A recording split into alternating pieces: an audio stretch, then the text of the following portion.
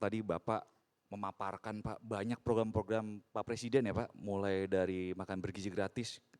Kemarin Bu Menkyu udah ngomong sih Pak, dinaikin jadi 171 triliun ya Pak. Lalu juga tadi ada pembangunan rumah ya Pak, 3 juta rumah.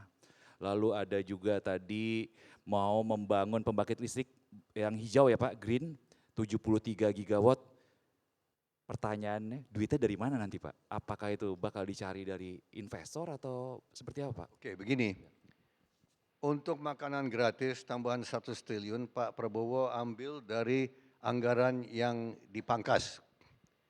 Dipangkas 306 triliun dan sebetulnya lebih besar. Lebih besar lagi, karena ini tidak termasuk dividen dari BUMN. Ini tidak termasuk dividen dari BUMN. Kalau tidak salah 170 triliun kalau tidak salah. Tapi kembali ke BUMN berapa dan tetap ditahan oleh pemerintah cukup besar. So itu Pak Prabowo menyadari bahwa kalau uang itu dipangkas, ditarik dan tidak dikucurkan ke ekonomi, ini pertumbuhan ekonomi kan melambat. Ya, Prabowo ada untung satu Pak CT.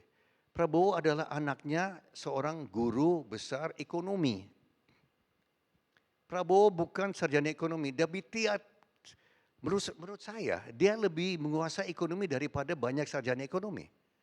Enggak, sungguh. Kenapa? Karena selama puluhan tahun dia belajar dari orang tuanya, yang juga orang tua saya. Belajar di meja makan.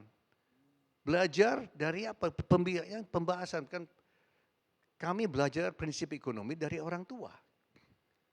Ya. Dan dia tahu bahwa kalau uang tidak di-spend, tidak dikucurkan, tidak dibelanjakan, itu kan bisa menyebabkan kontraksi.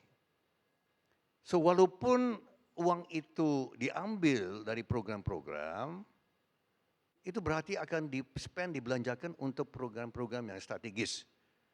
Ya. Ada program-program perjalanan dipangkas.